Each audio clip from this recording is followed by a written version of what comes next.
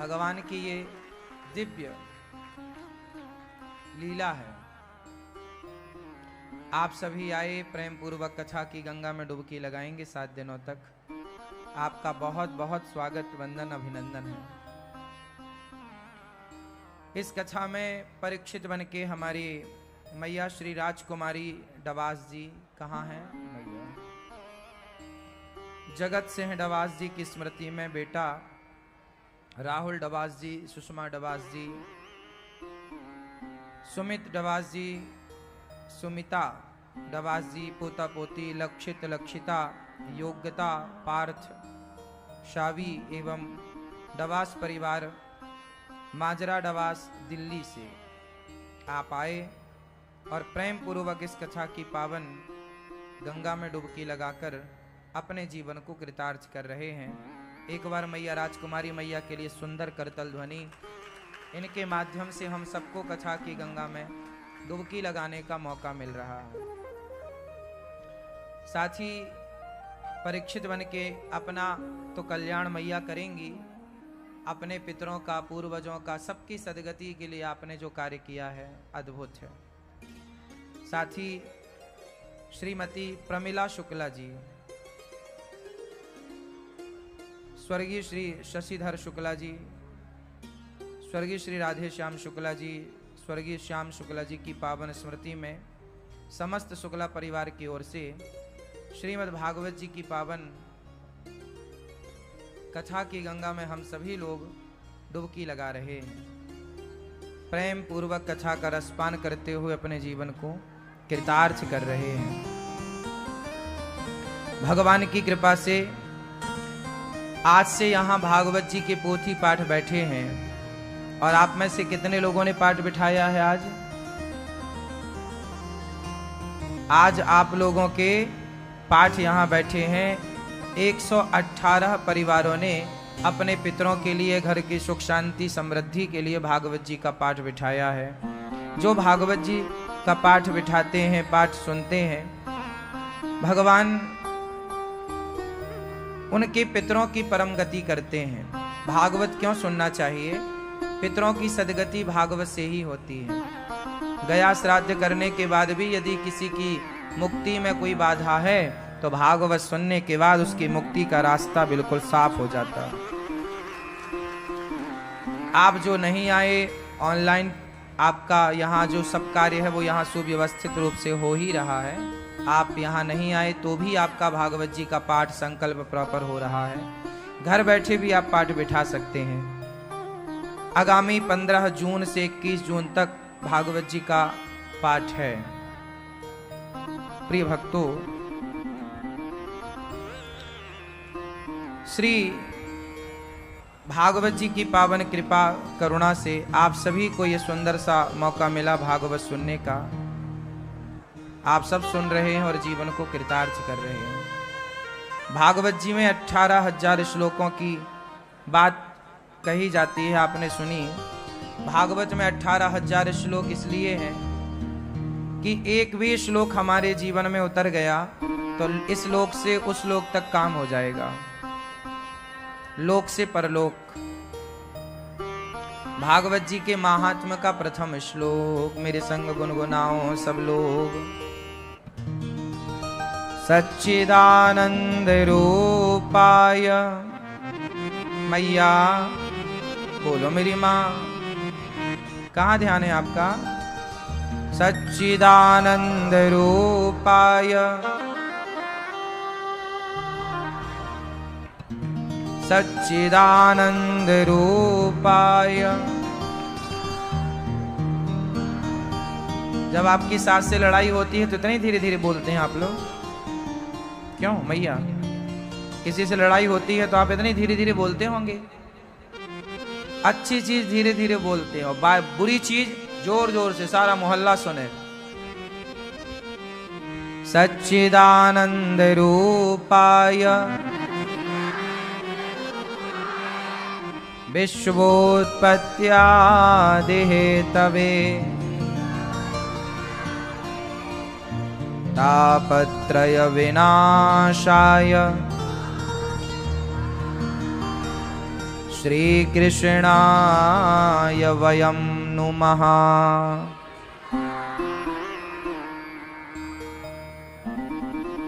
हे सच्चिदानंद भगवान, हम अपने आप को आपके श्री चरणों में समर्पित करते हैं। हमें स्वीकार कीजिए, हमारे अपराधों को क्षमा कीजिए। बोलिए सच्चिदानंद भगवान की जय। जय जय श्री राम। सच्चिदानंद रूपाय विश्वोत्पत्त्यादिहेतवे तापत्रय विनाशाय श्रीकृष्णाय वयं नुमः। भगवान के स्वरूप का वर्णन है इस श्लोक में। सत्य चित आनंद क्या है? जब कोई आपसे पूछे कि सत्य क्या है तो आप क्या कहेंगे? सत्य क्या है मैया? मैया, चश्मा वाली मैया, सत्य क्या है?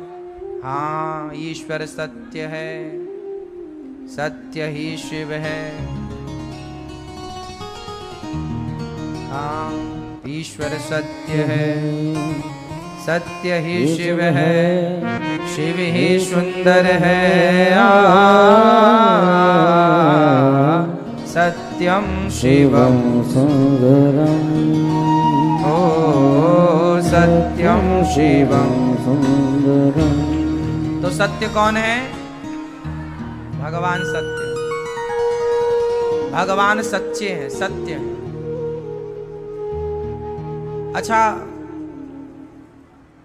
आप लोग भगवान को कितने लोग सत्य मानते हैं? सत्य किसे कहते हैं? जो कभी मिटता ना हो, जिसका कभी नाश ना होता हो, वो सत्य है। हम लोग बनते हैं और बिगड़ जाते हैं, मिट जाते हैं। आज हम हैं, कुछ वर्षों बाद नहीं होंगे। लड़कपन है तो जवानी नहीं है, जवानी है तो लड़कपन नहीं है। धीरे धीरे लड़कपन से जवानी, जवानी से बुढ़ापा, हम शरीर वाले सब परिवर्तनशील हैं। इस संसार में हर जीव बूढ़ा होता है और बूढ़ा होके मर जाता है। पेड़ पौधे भी बूढ़े होते हैं, पता है? पेड़ पौधे भी, पशु पक्षी भी, सांप बिच्छू भी, मच्छर चींटी भी, सब बूढ़े होते हैं और सब में परिवर्तन देखने को मिलता है। और जहां परिवर्तन है वो सत्य नहीं है। सत्य में परिवर्तन ही तो नहीं होता, सत्य में परिवर्तन नहीं हो। जिसमें परिवर्तन हो जाए वो सत्य नहीं है। तो सत्य क्या है? एक भगवान है जिन पर काल का कोई प्रभाव नहीं पड़ता। भगवान में काल का कोई प्रभाव नहीं पड़ता। इसलिए भगवान राम की दाढ़ी मूछें ना देखी होंगी आप लोगों ने। क्यों? कहीं दाढ़ी मूछ वाले राम देखे? कहीं दाढ़ी मूछ वाले कृष्ण देखे? नहीं। हमारे भगवान सदा सुंदर रहते हैं, वो कभी उन पे काल का प्रभाव है ही नहीं। भाई, काल का जिस पर प्रभाव है वो ना बूढ़ा होगा, जिस पर काल का प्रभाव नहीं वो तो सदा एक सा रहेगा, सुंदर जस के तस। तो भगवान सदा एक से सुंदर। उन्हें बालों में मेहंदी नहीं लगानी पड़ती, क्योंकि उनमें परिवर्तन ही नहीं है। आप में और हम में परिवर्तन है तो हम मेहंदी लगाते हैं। हमारी मैयाएं देखो ना, बालों को कितना सुंदर सजा के रखती हैं। कोई लाल, कोई हरा, कोई नीला, कोई पीला, कोई। ये सब इसलिए क्योंकि परिवर्तन है संसार में, है ना मेरी माँ? परिवर्तनशील संसार है, इसलिए संसार झूठा है। बदल रहा है, और बदलते हुए को हम सच कहाँ कहते हैं? सच कभी नहीं बदलता, झूठ सदा बदलता है। इसलिए ईश्वर सत्य है। सच्चा कौन? मैया आप बोल नहीं रही हो, मेरी माँ आगे बैठी हो तो बोलो, सच्चा कौन? हाँ, भगवान। और झूठे कौन? हम सब झूठे। सत्य चित्त, चित्त मीन्स होता है प्रकाश। अच्छा ये बताओ, आपके घर में प्रकाश है? हाँ या ना? है। आपके गांव में प्रकाश है? है। शहर में प्रकाश है? है। दिन में सूर्य का प्रकाश होता है, रात में लाइट का प्रकाश होता है। अच्छा ये बताओ, बाहर तो प्रकाश है, क्या भीतर प्रकाश है? बोलो। चलो सब लोग एक आंखें बंद करो अपनी, एक कुछ सेकंड के लिए सब आंखें बंद करो, और आंखें बंद करके अपने एक हाथ को सिर के ऊपर रखो। अब खोल लो आंख, खोल लो बस हो गया। अब ये बताओ कि जब आंखें आपने बंद करी तो आपको कुछ दिखाई पड़ा? बोलो। नहीं। जब कुछ दिखा नहीं तो हाथ बिल्कुल सही जगह कैसे चला गया? भटका क्यों नहीं? भाई अंधेरे में तो आप रास्ता भटक जाते हैं, हाँ या ना? पर अंधेरे में आप आंख बंद करोगे और नाक में उंगली लगाना होगा। सब लोग आंख बंद करके उंगली यहां रखो, कान में रखो, होंठों पे रखो, सिर पे रखो, छाती पे रखो, दूसरे हाथ पे रखो। परफेक्ट है, मतलब आप रास्ता नहीं भटक रहे हैं, हाँ या ना? क्यों नहीं भटक रहे हैं? जबकि आप अंधेरे में रास्ता भटक सकते हैं। आप आंखें बंद करके चल नहीं सकते, लेकिन आपकी बॉडी चल रही है आंख बंद करके भी, हाँ या ना? बिल्कुल सही जगह आंख पे हाथ तो आंख पे, कान पे हाथ तो कान पे। मतलब आपको कोई है जो रास्ता बता रहा है कि ये आंख है, ये सिर है, ये पांव है।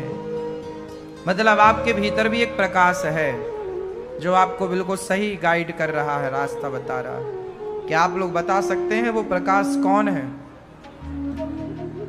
हाँ, वो प्रकाश का स्वरूप कौन है? आप सबके अंदर एक प्रकाश है। क्या है? जोर से। एक प्रकाश है, वो प्रकाश ही आत्मा है, और वो आत्मा ही ईश्वर का स्वरूप है, ईश्वर का अंश है। वो यदि है तो आपके हाथों को नाक का पता है, आंख का पता है। यदि वो आत्मा निकल जाए तो आपका हाथ ढूंढ ना पाएगा कि आंख कहाँ है। यदि वो प्रकाश चला जाए तो आपका हाथ ढूंढ ना पाएगा कि आपके कान, आपका मुंह, आपके गाल कहाँ है, हाँ या ना? मतलब कोई है जो आपको भी गाइड कर रहा है, प्रकाश दे रहा है। अंधेरे में भी मच्छर यदि आपके पेट में बैठा है या पीठ में या पांव में, तो दूसरा हाथ चटाक से वहीं जाएगा जहां बैठा है। कौन है बिल्कुल अंधेरे में भी सही जगह पहुंचा रहा है? कोई तो है ना, हाँ या ना? ये प्रकाश ईश्वर आप सबके भीतर उस प्रकाश के रूप में, उस आत्म तत्व के रूप में विराजे हैं। इसलिए तो कहते हैं सब भगवान का ही स्वरूप है, क्योंकि सबके अंदर आत्मा है और वो आत्मा परमात्मा का ही स्वरूप है। इसलिए सब में ईश्वर का ही दर्शन होना चाहिए।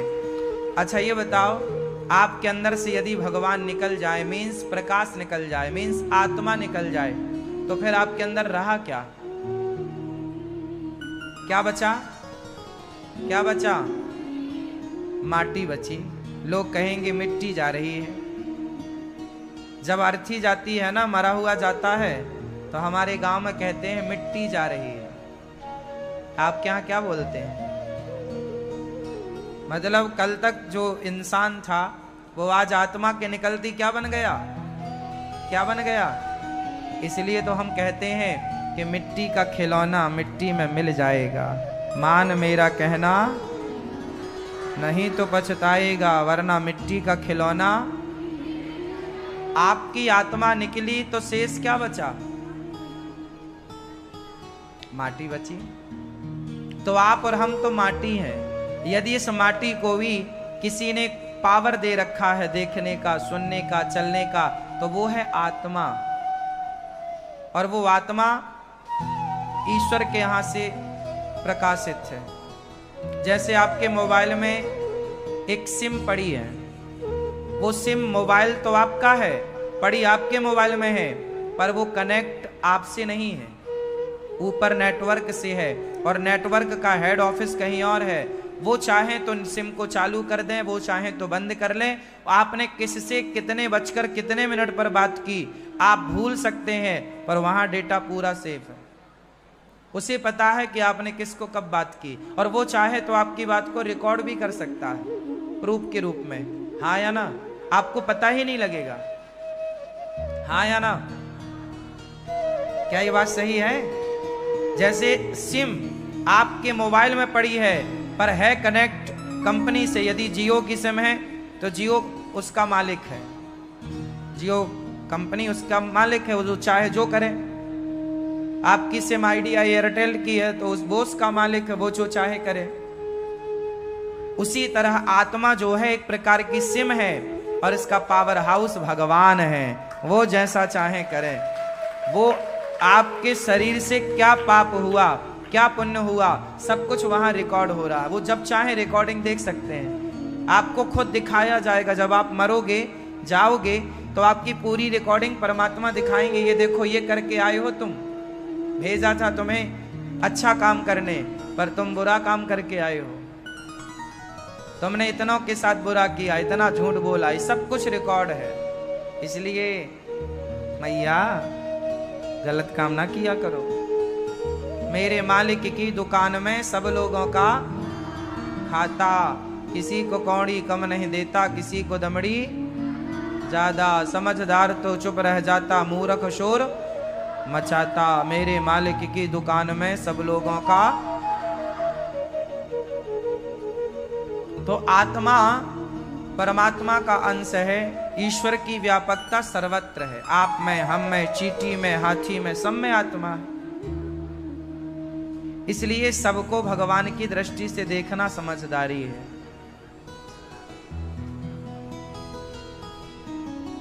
सतचित आनंद। आनंद क्या है? संसार भरा पड़ा है दुख दर्द से। इस संसार में जब आप पहली बार आए तो क्या करते हुए आए थे? क्या करते हुए आए? आए तो सबसे पहला काम क्या किया था आप लोगों ने? मैया, ओ मेरी माँ, मैया, आप आई संसार में तो पहले क्या किया था? रोई थी ना? कैसे रोई थी?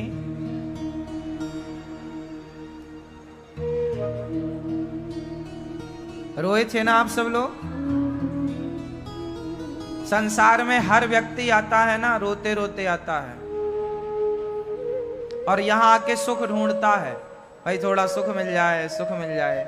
जहां तुम आए ही रोते हुए हो, वहां सुख कहां मिलेगा भाई?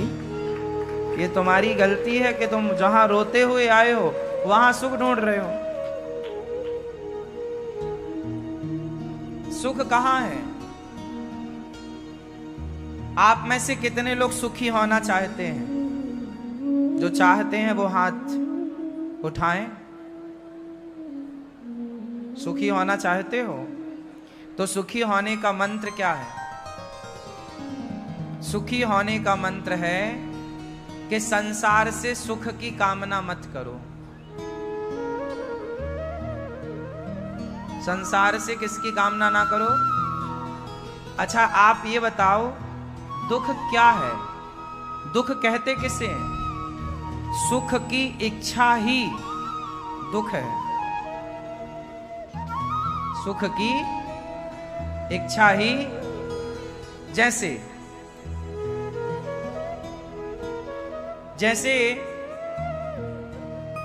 एक लड़का चाहता है कि मेरी शादी हो जाए, तो वो शादी हो जाए मतलब सुख की इच्छा किए बैठा है, पर नहीं हो रही है तो रो रहा है, दुखी है। क्यों दुखी है? क्योंकि उसके अंदर सुख की कामना है। जरा सोचो कि उसके अंदर सुख की कामना ही नष्ट हो जाए तो वो अपने आप सुखी हो जाएगा? हाँ या ना? देख लो ना, प्रैक्टिकल कर लो। जैसे एक स्त्री को बेटा नहीं हो रहा है और उसे बेटे की कामना है, तो बेटे की कामना उसे क्या कर रही है? दुख दे रही है। बेटे की कामना, वो सुख चाहती है कि बेटा होगा, गोद में लूंगी, बड़ा सुख मिलेगा।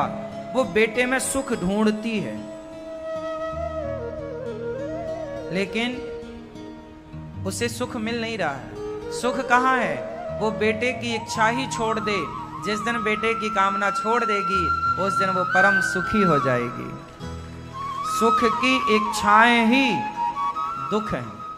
आप समझते नहीं हैं और आपको सारी जिंदगी ये दुख सुख परेशान करते रहते हैं। भाई मुझे कुछ चाहिए यही दुख है, और मुझे कुछ नहीं चाहिए यही सुख है। बताओ मेरी माँ, आपको क्या चाहिए? यदि कुछ चाहिए तो आप दुखी होंगे। इस संसार में रोता वही है जिसे कुछ चाहिए, वो कभी नहीं रोता जिसे कुछ नहीं चाहिए। क्यों रोएगा? हमें चाहिए ही नहीं। नेताजी को वोट चाहिए तो आपके सामने हाथ विनती करेंगे? चाहिए ही नहीं तो चाह ही दुख है। हाँ या ना? मैया, ओ मेरी लाल साड़ी वाली मैया, आपको क्या चाहिए? बताओ क्या चाहिए? कैकेयी को अयोध्या का राज्य चाहिए था, यही कैकेयी का दुख था। और राम को कुछ चाहिए ही नहीं था, इसलिए जंगल में भी खुश थे राम। कैकेयी अयोध्या में दुखी थी और राम जंगल में खुश थे। हाँ या ना? क्यों जी, सही है? क्यों भैया, बात समझ में आ रही है? आप लोग इतना परेशान क्यों हैं? क्योंकि आपको चाहिए।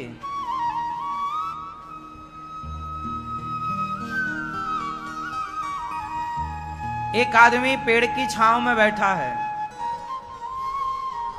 और खुश है, और दूसरा भी उसी पेड़ की छांव में बैठा है पर दुखी है। क्यों? क्योंकि जो पेड़ की छांव में बैठा था उसे कुछ चाहिए नहीं था, वो पेड़ की ठंडी ठंडी हवा में नीचे शांति से बैठा था। और जो दूसरा था वो चाह रहा था कि मुझे एसी वाला रूम मिल जाता, वो एसी की चाह थी। एक पीपल की ठंडी छांव में खुश था और एक उसी पीपल की छांव में बैठ के रो रहा था, क्योंकि उसके अंदर एसी की चाह थी कि भाई एसी वाला रूम मिल जाए, कूलर की व्यवस्था मिल जाए। तो जहां कामना है वहां दुख है, और जहां कामना नहीं वहां सुख। इसलिए हमारे शास्त्र, हमारे साधु संत कहते हैं, निष्काम हो जाना सबसे बड़ा सुख है। कामना ही त्याग दो। अच्छा, कामना त्याग दो इसका मतलब ये नहीं है कि तुम काम ना करो। काम करो, पैसे कमाओ, बिजनेस करो, व्यापार करो, सब करो, पर इच्छाएं ना रखो। जो मिल रहा है बहुत है, खुश रहो उसमें। पैसा कमाओ, फैक्ट्री बनाओ, खूब काम करो, लेकिन इच्छाएं रख के नहीं करना ना। बिना इच्छा के भी तो काम होता है, नहीं होता? कई बार आपकी इच्छा नहीं होती कुछ काम करने की, फिर भी काम करना पड़ता है। कई बार आपका हंसने की इच्छा नहीं होती फिर भी हंसना पड़ता है, कई बार रोने की इच्छा नहीं होती फिर भी रोना पड़ता है, कई बार बिना इच्छाओं के बहुत सारे काम हैं जो करने पड़ते हैं, हमारी इच्छा नहीं है फिर भी करना पड़ता। ऐसे ही काम किया करो, पैसा कमाओ, खूब करो, लेकिन बस ये मत मान लो कि ये मेरा है, ये मान लो कि ये तो सब प्रभु का है, हमारी तो इच्छा थी ही नहीं ये सब हो जाए। गौरी गोपाल आश्रम में जो कुछ हो रहा है ये मेरी इच्छा नहीं है, ये भगवान की इच्छा है, ये प्रभु की इच्छा है। वो चाह रहे हैं तो यहाँ माओं की सेवा, अन्न क्षेत्र की सेवा, इतनी बड़ी बड़ी सेवाएं चल रही हैं। मेरी इच्छा नहीं है, मैं क्यों इच्छा करके दुखी हो जाऊं। यदि मैं मान लूं कि ये मेरी इच्छा है तो फिर मैं दुखी हो जाऊंगा, पर मैं नहीं चाहता ना कि मैं इच्छा रखूं। भाई जो हो रहा है किसकी इच्छा से हो रहा है? राम जी वनवास गए किसकी इच्छा से? उत्तर दो जोर से। ये तो बहाना है कि कैकेयी ने कहा राम को वनवास कौन भेज सकता था, भगवान है, भगवान अपनी ही इच्छा से गए। कुल मिला के जो होता है वो भगवान की इच्छा है। इसलिए जब उनकी इच्छा से हो रहा है तो चुप लगा के चलो उनके पीछे पीछे। प्रभु आपकी इच्छा, कोई बात नहीं, क्यों हम व्यर्थ में परेशान हो? क्यों मेरी माँ, आपकी इच्छा से क्या होता है जरा बताओ? क्यों आपकी इच्छा से क्या होता है? आपको बेटी हुई, बेटा हुआ, आपकी इच्छा है बेटा हो जाए, बेटी हो जाती है। कई बार इच्छा है बेटी हो जाए, बेटा हो जाता है। आपकी इच्छा है कि हमारी फैक्ट्री चल पड़े, चल जाती है, कई बार नहीं चलती। ये काम हो जाए, कई बार नहीं होता। कई बार जो आप चाहते हैं वो नहीं होता। आप चाहते हैं हमारी नौकरी लग जाए, हम भी पैसा कमा लें, हमारा भी ये, हमारा विवाह इससे हो जाए, पर नहीं होता। आपका चाह नहीं होता। आप कितने भी चाह रखो, कई बार आपको कोई लड़का पसंद है, आप चाहती हो या चाहते हो कि हम इससे शादी कर लें, पर कई बार नहीं हो पाती। आपकी इच्छा है कि हम ये खा लें, पर वो नहीं खा पाते। आपकी इच्छा से कुछ नहीं होता। आप इस चीज को यदि समझ लें गंभीरता से तो आप सुखी हो जाएंगे कि ये जो संसार चल रहा है। अच्छा बताओ, अभी सुबह है या दोपहर है या शाम हो रही है? बोलो जोर से। आप शाम की ओर, सूर्य अस्ताचल की ओर है, 4 बज रहे हैं तो सूर्य अस्त। अच्छा ये बताओ, अब ये शाम हो रही है तो ये मेरी इच्छा से हो रही है कि आपकी इच्छा से? हाँ? और अभी रात हो जाएगी तो हमारी इच्छा कि तुम्हारी? अच्छा अभी तूफान आया, ये आपकी इच्छा थी या मेरी? अब पानी बरसेगा तो हमारी इच्छा है कि आपकी?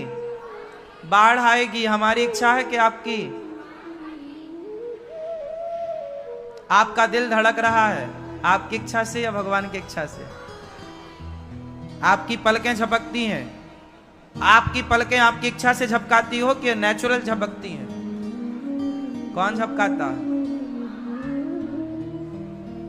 कई काम ऐसे हैं जो आप नहीं करते पर हो रहे, जैसे पलकों का झपकाना। आप नहीं झपकाते, आप बिल्कुल उसमें जोर नहीं लगाते, बिल्कुल ध्यान नहीं देते, पर वो अपने टाइम से झपकती है। आप दिल को नहीं धड़काते पर वो अपने से धड़कता है।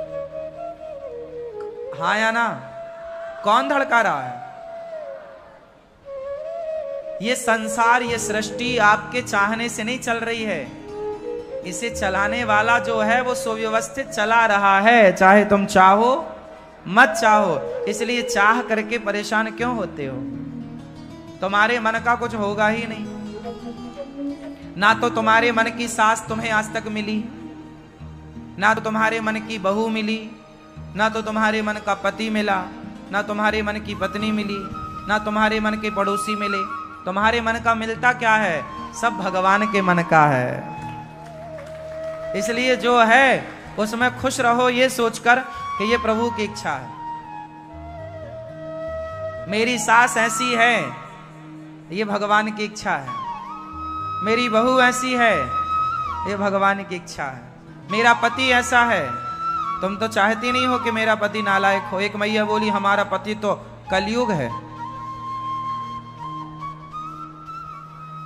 तो ये तुम्हारी इच्छा थोड़ी थी। अब है तो अब है, अब निभाओ। तुम्हारी इच्छा से कुछ हो ही नहीं रहा है, और तुम्हें क्या लगता है हमारी इच्छा से हो रहा, हम कर रहे हैं ना। तुम पागल हो बस, जो ये कहते हो कि हम कर रहे हैं। हम कुछ नहीं करते। समय हमसे सब कराता है। 3 बजते ही, कई बार 3 बजे मैं तुरंत आके यहाँ बैठ के आपको कथा सुनाता हूँ। मैं नहीं सुनाता, मैं नहीं आता, समय अपने आप सब करवा लेता। 3 बजते ही समय अपने आप, मैं बीमार हूं या कुछ हूं, पर 3 बजते ही आना ही है। तो मैं नहीं चाहता, पर ये प्रभु चाहते हैं। उस टाइम सब करा, समय सब करा लेता है। आप ये मत सोचो कि आप कुछ कर रहे हैं, आप कुछ करा रहे हैं। आपसे समय सब करा रहा है। हाँ या ना? आपके हाथ में क्या है? क्या है? सिवाय धारियों के क्या है? है ना? कुछ नहीं है। लेकिन आपको ऐसा लगता है आपके हाथ में सब कुछ है। वाह, बड़ी मजेदार बात है।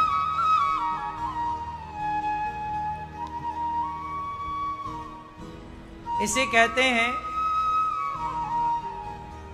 कि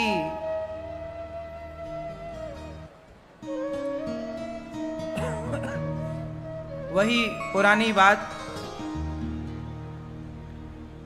कि गाड़ी तो बैल चला रहे थे, पर कुत्ते को लग रहा है कि मैं चला रहा हूं। गाड़ी तो बैल चलाते हैं, पर कुत्ते को लगता है मैं चलाता हूं। उसी प्रकार सब कुछ भगवान का चाहा हो रहा है, और हमें ऐसा लगता है हम जो चाह रहे हैं वो हो रहा है। इसलिए आज से मैं आपको एक मंत्र दे दूं सुखी होने का। आप अपनी इच्छाओं को शून्य कर दीजिए, और शून्य करके फिर काम करिए। जो कर्म कर रहे हैं, जो है, माँ हो तो पुत्र का कर्म पूरा करो, पत्नी हो तो पति की, जहां जैसे हो काम करो, पर इच्छाओं को शून्य कर लीजिए।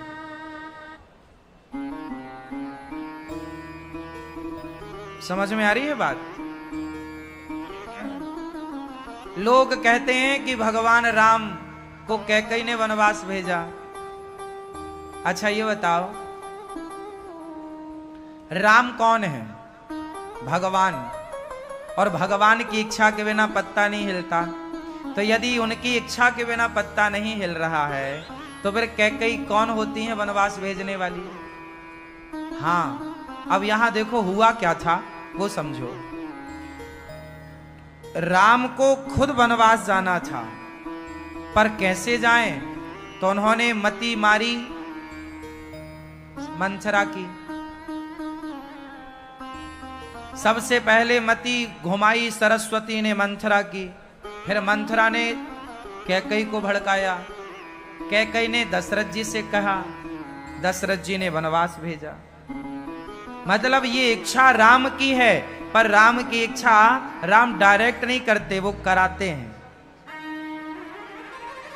वो कभी अपने माथे नहीं मढ़ते कुछ। है उनकी इच्छा, पर माथे मढ़ दिया कैकेयी के। हाँ या ना? भगवान भी मजे लेते हैं कई बार, बैठे बैठे आनंद ले रहे हैं, मस्त। इसलिए ये संसार में जो हो रहा है, ये प्रभु की लीला है। आप लोग वृंदावन आए, कथा सुन रहे हैं, कथा सुन के जाएंगे, ये सब भी भगवान की ही लीला है। वही आप सबको नचा रहे हैं, जाओ वहां, जाओ ये खा के आओ, ये करके आओ, ये सब ही नचावत राम गोसाई, सब लीला है। हम उनकी कठपुतली हैं, आप कुछ कर नहीं सकते अपने से। आप अच्छा सोच रहे हैं, अब कैकेयी माँ ने राम को वनवास भेज दिया। अब देखो ना, एक आदमी एक बगीचे से गुजरा, बढ़िया वहां पके पके आम लगे थे, तो उस व्यक्ति ने आम को देखा। अच्छा बताओ, आम को देखा किसने? आंखों ने। आंखें देख तो सकती थी पर आम तक पहुंच नहीं सकती थी। पहुंचे पांव, पांव पहुंच तो सकते थे पर आम को तोड़ नहीं सकते थे। तोड़ा हाथों ने, हाथ तोड़ सकते थे पर आम का स्वाद ले नहीं सकते थे। स्वाद लिया जिह्वा ने, जिह्वा स्वाद ले सकती थी पर उस रस को रख नहीं सकती थी, रखा पेट ने। एक व्यक्ति ने आम को देखा तो देखने का काम आंखों का था, आंख देखी। अच्छा, जो देख सकता था वो चल नहीं सकती, जो चल सकता है वो तोड़ नहीं सकता, जो तोड़ सकता वो चख नहीं सकता, जो चख सकता वो रख नहीं सकता। देखा आंखों ने, गए पांव, तोड़ा हाथों ने, चखा जिह्वा ने, रखा पांव ने, रखा पेट ने। पर बगीचे का मालिक आया और पीठ में एक डंडा जमाया। क्यों रे, आम तोड़ता है? अब बताओ, डंडा कहां पड़ा? पीठ में, जबकि पीठ की कोई गलती नहीं थी। पूरे केस में पीठ का कोई रोल था ही नहीं। भाई देखी आंख, गए पांव, तोड़ा हाथ, चखी जिह्वा, रखा पेट, पीठ का नाम निशान नहीं। पर पिटी कौन? निर्दोष पीठ पिट गई, दो चार डंडे पड़ गए। तो बताओ, ईश्वर की अदालत में क्या निर्दोष पिटता है? नहीं। जब पीठ पिटी तो रोया कौन? आंख। और देखा किसने था? शुरुआत जहां से हुई थी रोना भी उसी को पड़ा। जो करेगा वही भरेगा। इसलिए भगवान सारी लीला रचते हैं, सब कुछ भगवान की इच्छा से है। पर जो आप बुरा करते हो वो बुरा भगवान नहीं चाहते कि आप बुरा करो। उसके लिए आप स्वतंत्र हैं, क्या देखना है क्या नहीं देखना, कहां जाना है कहां नहीं जाना, क्या बोलना है क्या नहीं बोलना, कुछ डिसीजन आपके हैं। ईश्वर तो केवल आपके काम का हिसाब देते हैं बस। गलत किया है तो आपको गलत का गलत फल मिलेगा, सही किया है सही का सही फल मिलेगा। तो राम के वनवास जाने में राम ही कारण है। राम की इच्छा से राम वनवास चले गए। इसलिए आप लोग सदा आनंद में रहा करो, सदा प्रसन्न रहा करो, क्योंकि जो हो रहा है भगवत इच्छा है, हमारी आपकी चलती ही नहीं है। अच्छा, रावण ने सीता मां को चुराया, किसकी इच्छा थी?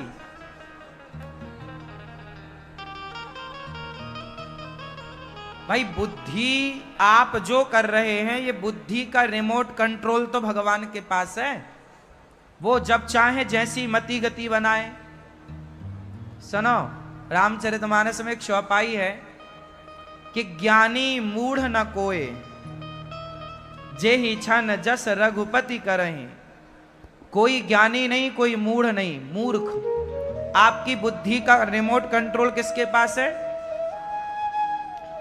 जब ईश्वर आपको दंड देना चाहते हैं तो आपकी बुद्धि भ्रष्ट कर देते हैं, आप गलत काम करेंगे दंड मिल जाएगा। जब ईश्वर आपको इनाम देना चाहते हैं, बुद्धि सही कर देंगे, आप सही काम करोगे, जय जयकार हो जाएगी। पूरा खेल ईश्वर के हाथ में है। ईश्वर ने मारते नहीं है किसी को, बस तुम्हारी बुद्धि घुमा देंगे। और वो आप बुद्धि अच्छी होगी तो आपको अच्छा मिल जाएगा, बुरी होगी। रावण की बुद्धि भ्रष्ट हो गई और सीता मां को चुरा लाया। अच्छा, बिना सीता, अच्छा रावण सीता को नहीं चुराता, सपोज मान लो, माना कि रावण सीता मां को नहीं चुराता, तो फिर रावण की लंका का नाश कैसे होता? भाई रावण अत्याचारी था, पापी था, संतों को परेशान करना, लोगों को परेशान करना उसकी फितरत थी। अच्छा सोचो कि रावण सीता मां को ना चुराता तो राम कैसे मार सकते थे रावण को, किस गलती पे मारते? फिर राम को आरोप लग जाता ना कि आपने रावण को बिना बेवजह मार दिया। इसलिए राम ने रावण की बुद्धि घुमाई, और बुद्धि घुमाई कि अब तेरे सर्वनाश का टाइम आया है। तो सर्वनाश कहते हैं ना, विनाश काले, जब नाश मनुष्य पर छाता है पहले विवेक मर जाता है। जब ईश्वर दंड देना शुरू करते हैं तो पहले बुद्धि भ्रष्ट हो जाती है। आप सारे गलत काम करते हैं, जैसे रावण ने गलत काम किया। वो रावण को दंड देना था तो ईश्वर ने ऐसी लीला रची। इसलिए तुम्हारा समय आज अच्छा है तो अच्छा काम करना साहब, बुरा ना करना। क्योंकि जिस बुद्धि से तुम धन कमाते हो उसी बुद्धि से धन गवा भी देते हो। जिस विचारों से तुम मान प्रतिष्ठा बनाते हो उन्हीं विचारों से कई बार तुम मान बढ़ाई गवा भी देते हो। तुम्हारे हाथ में कुछ भी नहीं है, तुम्हारे हाथ में। इसलिए तुम अच्छे काम करना तो प्रभु तुम्हारी बुद्धि को अच्छी बनाए रखेंगे, और तुम बुरे करोगे तो ईश्वर पर बुद्धि बिगाड़ के तुम्हें दंडित करेंगे। इसलिए भगवान से बस यही प्रार्थना करो, प्रभु हमें धन धान्य भले मत देना। भगवान से रोज एक छोटी सी प्रार्थना करनी चाहिए। ये प्रार्थना बच्चों को भी सिखाओ। सब लोग मेरे संग हाथ जोड़ो और एक प्रार्थना रोज करना, याद कर लेना। मैं बार बार ना बता पाऊंगा आपको हर चीज। सदा भगवान से एक छोटी सी प्रार्थना करो, हे प्रभु हमें सद्बुद्धि दो। कौन सी बुद्धि दो? हे प्रभु हमें सद्बुद्धि दो, ऐसी बुद्धि जो सदा भक्तों की, संतों की, माता पिता की सेवा में लगी रहे, समाज की सेवा में लगी रहे। हे प्रभु हमें ऐसी बुद्धि मत देना जो बुद्धि दूसरों का नुकसान करे, दूसरों को क्षति पहुंचाए, दूसरों का कुछ बिगाड़े। हे प्रभु ऐसी दुर्बुद्धि से हमें बचाइए और सदा हमारी बुद्धि आपके चिंतन में लगी रहे, आपके चरणों में लगी रहे। भगवान से यही प्रार्थना करो, हे प्रभु हमारे बच्चों की बुद्धि सदा अच्छी रहे, क्योंकि पूरा खेल बुद्धि से है। बुद्धि बिगड़ी सब बिगड़ा, और बुद्धि बनी तो सब। इसलिए पहले के लोग बुद्धिमान होते थे, कभी वो गलत काम अपनी बुद्धि से नहीं करते थे। आजकल के आदमी की बुद्धि गलत जगह ज्यादा जाती है, और जहां फिर ईश्वर पूरा देखो, पूरा डेटा जो है ना बुद्धि से ईश्वर तक पहुंचता है। बुद्धि दो प्रकार की हो, एक सद्बुद्धि, एक दुर्बुद्धि। कितनी बुद्धि? बुद्धि कितने प्रकार की? कौन कौन सी? सद्बुद्धि और दुर्बुद्धि। दुर्बुद्धि मीन्स गलत बुद्धि, गलत काम में जो लगाए वो दुर्बुद्धि है। लोग नहीं कहते तेरी बुद्धि भ्रष्ट हो गई क्या? जब आप कुछ गलत काम करते हैं तो समाज बोलता है इसकी तो बुद्धि भ्रष्ट हो गई। आदमी भ्रष्ट कभी नहीं होता। अरे बुद्धि भ्रष्ट हो गई तो इंसान भ्रष्ट हो गया। रावण भ्रष्ट कैसे हो गया? उसकी बुद्धि भ्रष्ट हो गई। इसलिए साहब अपनी बुद्धि पे काम करो, बच्चों की बुद्धि पे काम करो, बुद्धि भ्रष्ट ना होने पावे। बुद्धि भ्रष्ट हुई तो फिर दंड मिलना स्टार्ट, उल्टी गिनती चालू। हाँ या ना? इसलिए तो कहते हैं इतनी शक्ति हमें देना दाता, मन का विश्वास कमजोर हो। हम चलेने के रास्ते पे हमसे भूल कर भी कोई भूल हो ना। हमसे भूल कर भी कोई भूल, क्योंकि भूल कर भी भूल हुई तो भूल हुई मतलब बुद्धि बिगड़ी, और बुद्धि बिगड़ी तो फिर परमात्मा उस बुद्धि का। जब रावण ने सारा गलत काम किया तो भगवान ने थोड़ी बुद्धि और भ्रष्ट कर दी। अच्छा एक बात बताएं, एक बार नारद जी का मन हुआ शादी करने का। क्यों मैया, आपको पता है मैया, एक बार नारद जी का मन हुआ था विवाह करने का, पता है आपको? आपको पता है मैया, आपको पता है? अच्छा आपसे बात हुई थी क्या नारद जी की? है? इनसे बात हुई थी नारद जी की उस समय। क्यों? एक बार नारद जी का मन हुआ विवाह करने का, तो नारद जी ने कहा विवाह कर लो। किससे करना? एक विश्वमोहिनी नाम की कन्या थी, उसका नाम क्या था? विश्व, नाम ही विश्वमोहिनी। इतनी सुंदर कि पूरे विश्व को जो देखे मोहित हो जाए, चाहे पुरुष देखे, चाहे पशु पक्षी देखें, चाहे स्त्री देखें, जो इतनी सुंदर जो देखे आकर्षित हो जाए। नारद जी ने भी देखा, नारद जी के भी मन में लड्डू फूटने लग गए, मैं भी कर लूं शादी। तो वह नारद जी बोले कि अब तो शादी कैसे हो, मैं तो थोड़ा बूढ़ा हूं। तो नारद जी भगवान के पास गए, प्रभु आप थोड़ी हमारी मदद करो। भगवान श्रीमन नारायण ने कहा क्या हुआ? बोले हमारा थोड़ा विवाह करने का मन हुआ, एक लड़की पसंद आई है, बहुत अच्छी है, सुंदर, अच्छे घराने की है, हमारा मन है शादी ब्याह करने का। हम भी थोड़ा बच्चों को खिलाना चाहते हैं गोद में। ये गृहस्थ आदमी खूब बच्चे बच्चे खिलाते हैं, दादी अम्मा पोता पोती के पीछे घूमती रहती है, मैं भी थोड़ा स्वाद लेना चाहता हूं। भगवान ने मन में कहा मत पड़ो चक्कर में, पर अब नारद जी तो जिद्दी, नहीं नहीं प्रभु। अच्छा भगवान बोले बताओ हमसे क्या मदद चाहते हो?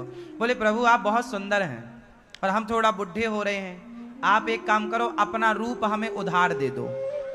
आपन रूप देहु प्रभु मोही, आप अपनी सुंदरता हमें कुछ दिन के लिए उधार दे दीजिए, हमारी शादी हो जाए फिर हम आपकी सुंदरता वापस कर देंगे। शादी के बाद तो फिर चाहे झुर्रियां पड़ी हो, चाहे कुछ छोड़ के जाना नहीं है।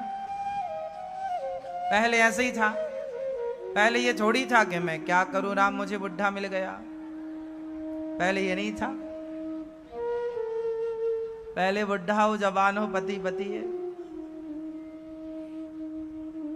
अच्छा पहले शादी ब्याह में भी फ्रॉड होता था, पता है?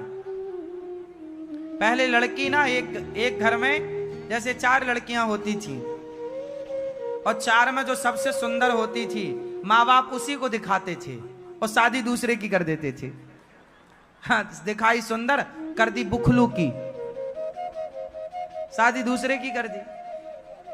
फिर दूसरी बार आए उसको दिखाया और कर दी तीसरे की। ऐसे जब सबकी हो जाए तब फिर उसकी करते थे। फाइनल, हाँ या ना? पहले ऐसा होता था। और पहले के लोग फिर ऐसे झगड़ा भी नहीं करते थे कि यार हमें दिखाया कुछ शादी का, बराबर चलाते थे उसी को। तो नारद जी का भी एक दिन मन हुआ कि मैं भी शादी ब्याह करके अपनी गृहस्थी बसाऊं। भगवान से बोले आप अपना रूप उधार दे दो। भगवान ने कहा ले लो। तो भगवान के तो सारे रूप हैं, तो भगवान ने बंदर वाला रूप दे दिया, नारद जी को बंदर और बना दिया।